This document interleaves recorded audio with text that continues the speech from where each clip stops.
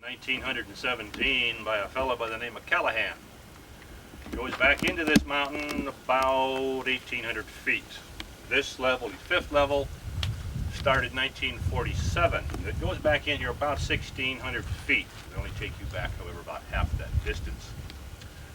For you adults, the first 65 foot of this drift was bored in here by two brothers by the name of Nestler. Now the Nestler boys stood about 5'5". If you stand over 5'5", you're going to whack your head, I guarantee you. After that, there's no problem. Now, one of the most often asked questions on these tours is why? Why did they pick this spot right here between these two rocks to poke a hole in this mountain? These guys were good miners. They knew exactly what they were doing. Ever since 1879, they've been following a large vein of quartz. A quartz vein that came through to the surface on top of this ridge about 1,500 feet above us. They've been following that vein ever since. The vein runs at a shallow angle towards the bottom of this canyon.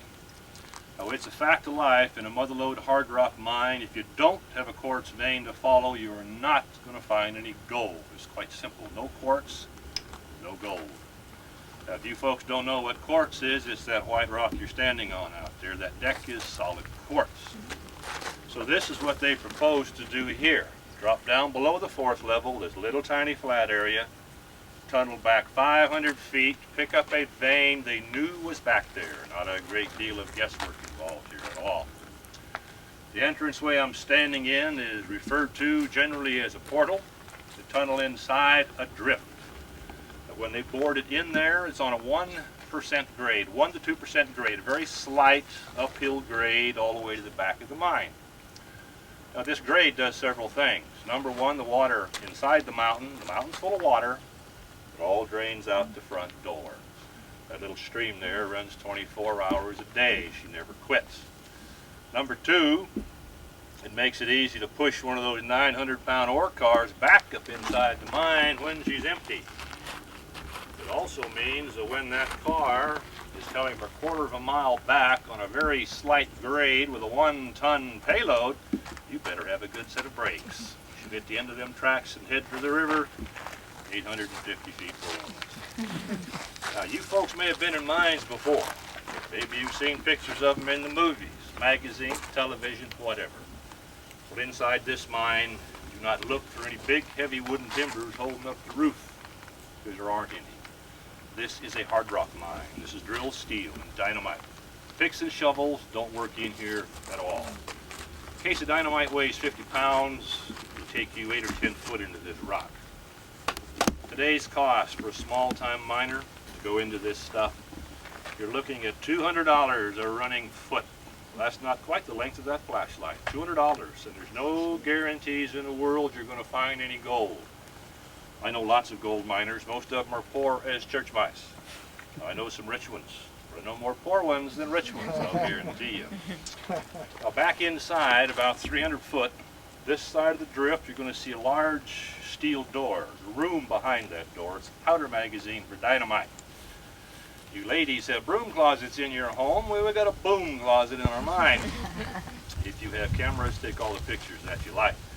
Let me start the power plant and go back inside. There's no electricity down here.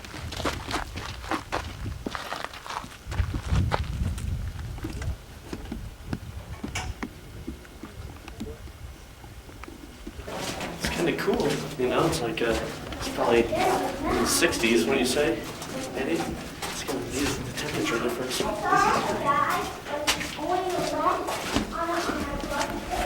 That rush of cold air that you feel. Yeah, it's very cool. So you can see the water trickling down. Now after that first 50, 60 foot there, the rest of that drift was punched in here by two big men named Jones and Bennett. They stood over 6'4", and they weighed around 250 each. Is why there's so much more head and shoulder room. Now, working nearly every day, about 15 months to get this far into this mountain. And there's not 10 cents worth of gold. The whole length of the drift we just walked through, absolutely none. Like going to work and paying your employer for the privilege of being there. They got to this point here, they knew they were getting close. This particular feature runs all the way through this mountain. They've seen it in all the upper levels of the mine. You folks have any idea what you're looking at there? Let me give you a little clue. What we have here is a cousin of the San Andreas. It's an earthquake fault line. You're standing underneath of it looking up instead of on top looking down. Now that red, rusty looking stuff you see there is iron. This is why you can't use a compass underground. Compass underground, it might point north. It might point south. It might go around and around. Compass underground, totally unreliable. Now these miners knew from the upper levels of this mine, once you hit the fault, you're usually within 32 to 35 feet of the main vein. So they crossed the fault, they started in here. Now they went that far, they quit, they backed out. The reason they backed out is when they crossed the fault line, they were going cross-grained into this rock. You go cross-grained to anything, the going gets harder. I don't care what it is, more piece of meat, loaf of bread, whatever. Reason here, this side of the mountain is laying on top of that one, but at right angles to it. Results of volcanic activity thousands of years ago. So what they did, pulled out of here, and they followed the fault. You can plainly see the fault as it runs down the drift. Now they tried to save themselves a couple of bucks, and it backfired on them big time.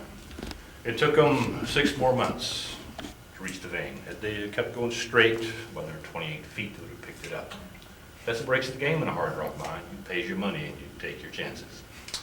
We're going to leave Jones and Bennett here for a couple of minutes, give you a real quick history lesson, some of the methods they used back in those days. During the 1860s, a hard rock miner walked into a mine. He picked up a hammer and a piece of steel. They called this man a miner, but what he was a driller. He drilled holes in the working face of the mine. Now this is called a face, very end of the drift that they're working on. You load these holes with explosives, blow it, keep it going forward on a vein, hopefully extracting some gold as they went. Now to start a drill hole, miner would take a short piece of steel, put it against the face, commence to drill. Each blow of the hammer, he would turn the steel. This would keep the bit from hanging up in the hole. About every foot or so, we'd run a long-handled spoon in there and clean the dust out of her. Now, as the hole got deeper, we used longer and longer pieces of steel, out to a depth of around 4 to 6 feet. The blacksmith in the mine is the one that kept the steel sharp. The blacksmith in these old-time mines was the absolute heart and soul of the whole operation. He kept everything running. Now, these miners used a hammer that looked something like this, called a single jack. Now, the standard head weight of a single jack is 4 pounds. This is a 1-pounder here, just to give you an idea what he was swinging. Some of the stronger men used heavier hammers.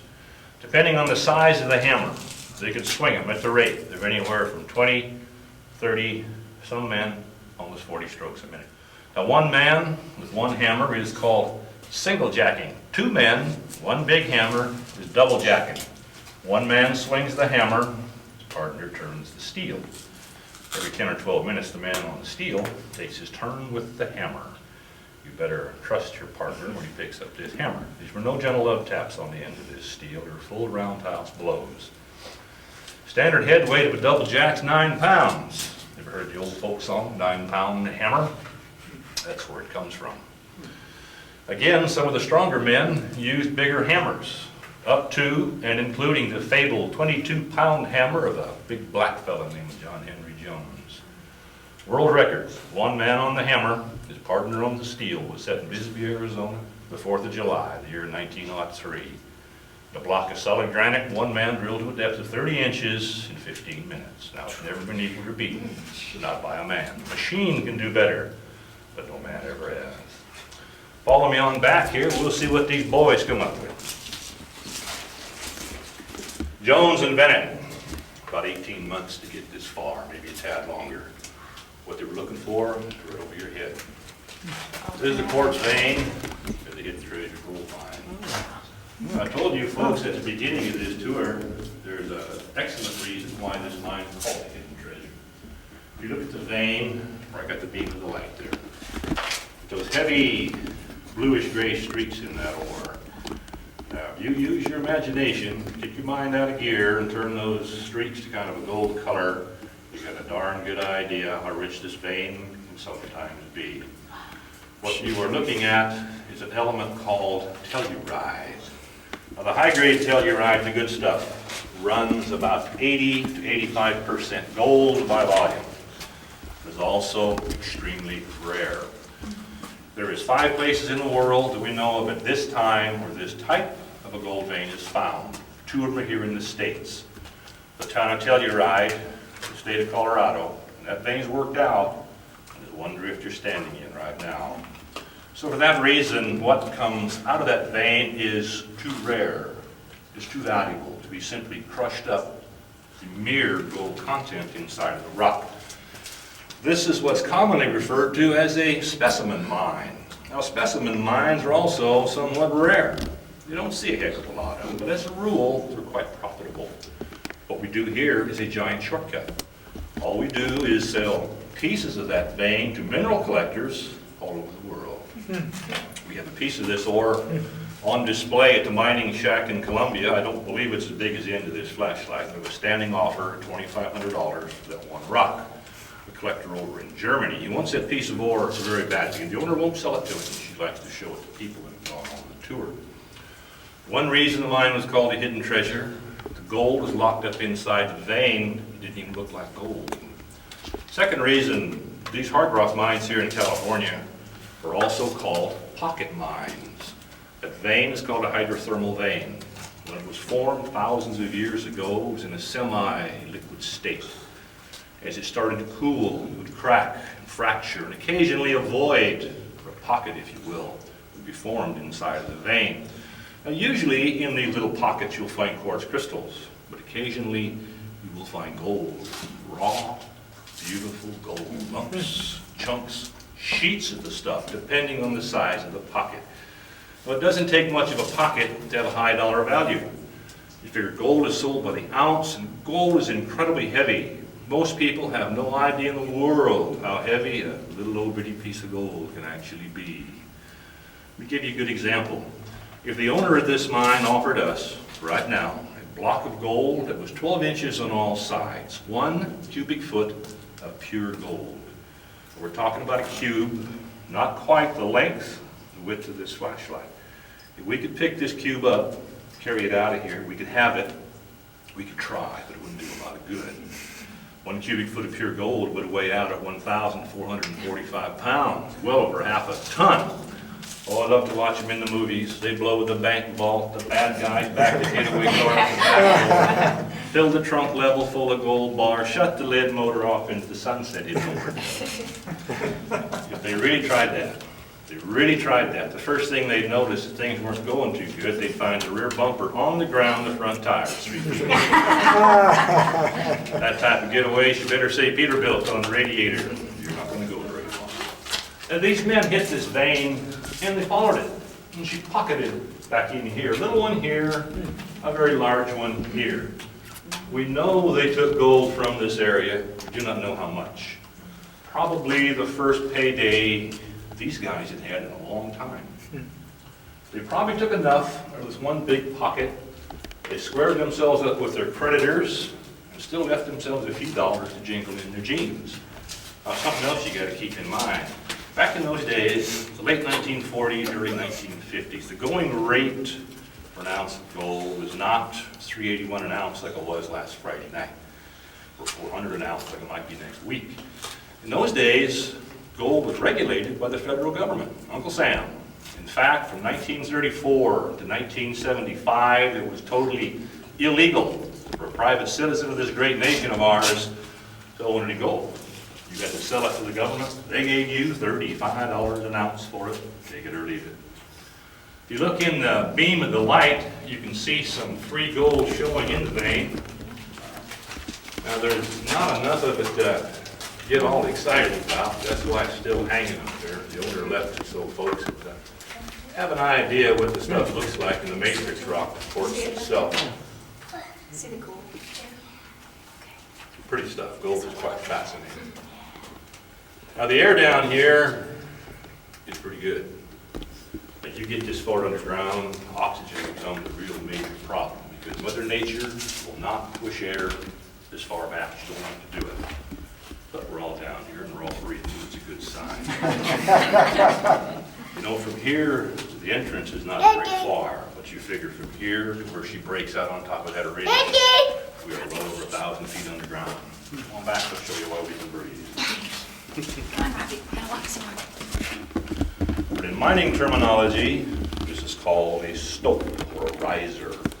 Plain English, you're looking at an air shaft. Without this air shaft, there'd be no touring of this gold mine. A standard tour group of 12 to 14 people, 10 minutes, we'd have to get out of here. The oxygen would be getting mighty thin. Very unpleasant feeling to run out of air underground.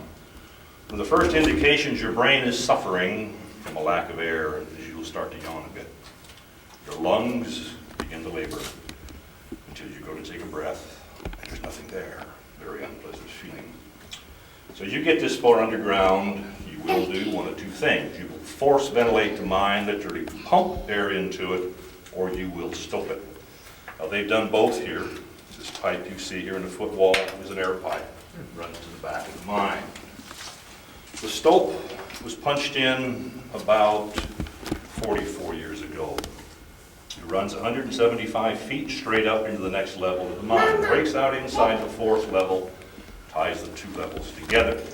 Now these stopes are expensive. You have to drill and blast your way through solid rock to pull air from the next level above you, or you got to go all the way out to the atmosphere itself. They're always done the same way, from the bottom to the top, never from the top down. As far as you let rock fall down to you, then reach down into a shaft and haul it back out again. Stoping is expensive, but once she's cut, once she's in place, Mother Nature kicks in, and she will cycle air into the mine for us, absolutely free, no charge, by a process called convection. Now, this convection process long been known to mankind. Mr. Thomas Jefferson, one of the presidents of this great nation of ours, used this same method to cool his home in the 18th century. Basically, it's an air siphon. The way it pulls depends a great deal on the time of the year, the temperature in the canyon outside. But usually, in the summertime, it'll pull air from the fourth level, exhaust it out this level. The wintertime, it'll usually reverse. It'll pull from the fifth, exhaust it out to the fourth. But as a byproduct of this, the temperature in here stays a constant 55 degrees Fahrenheit. It's always the same.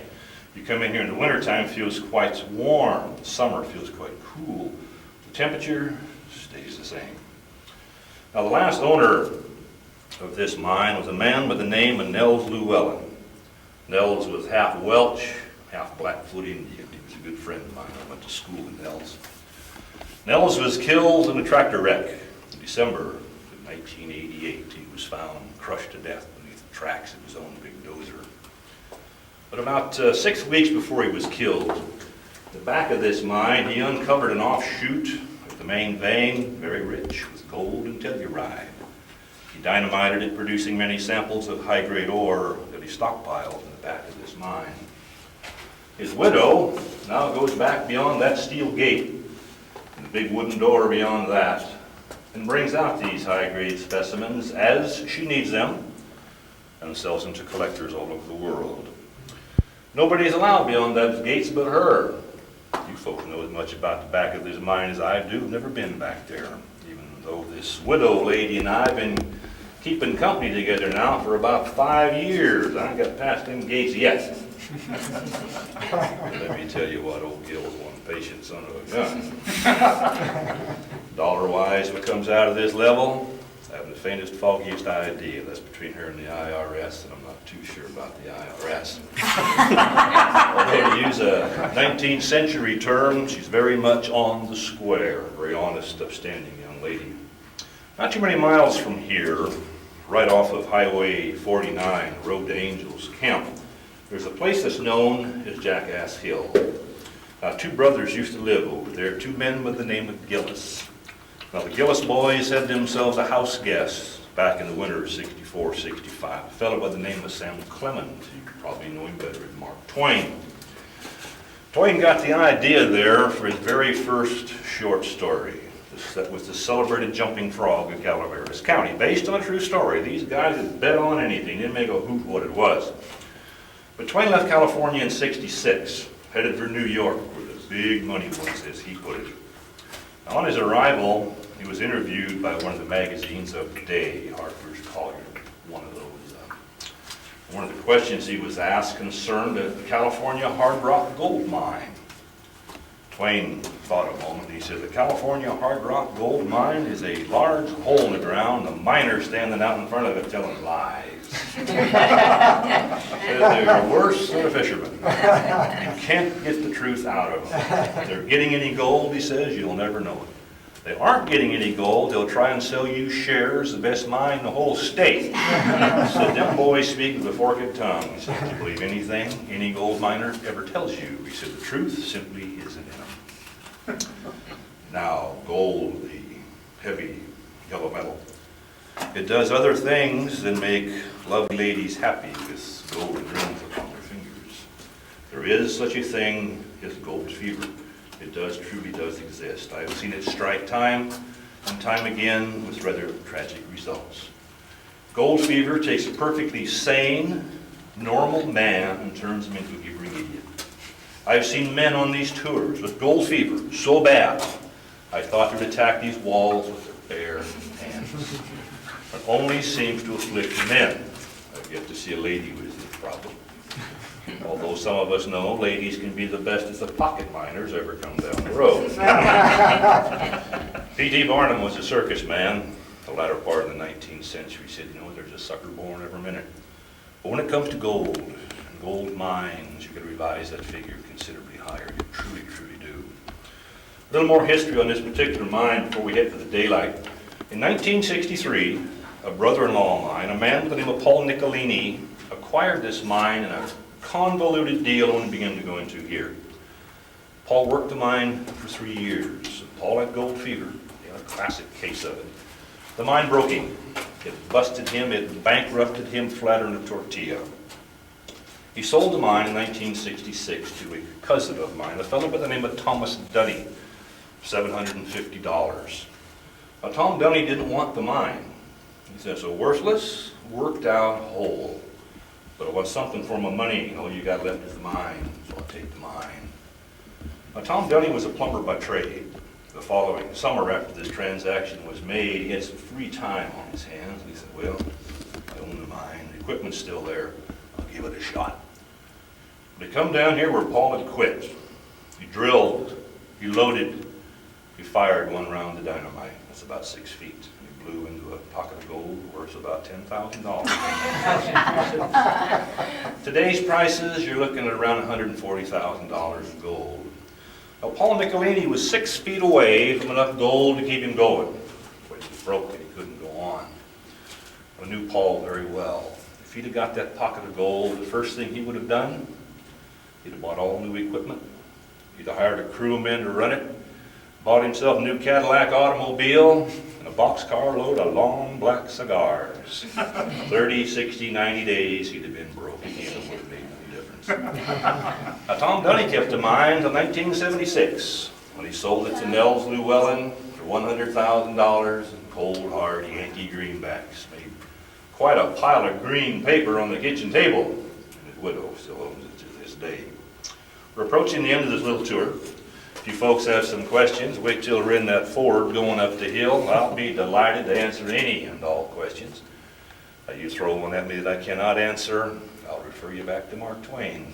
We'll come up with something. Yes, sir. All them tracks back in daylight. Take it.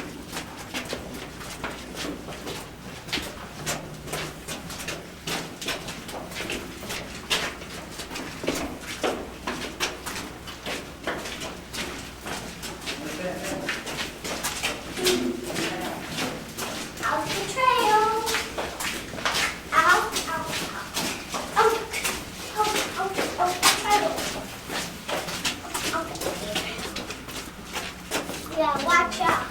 It's all little guys. I want you might hurt your hip. But you know what, Dad? Actually, here's what I Woo!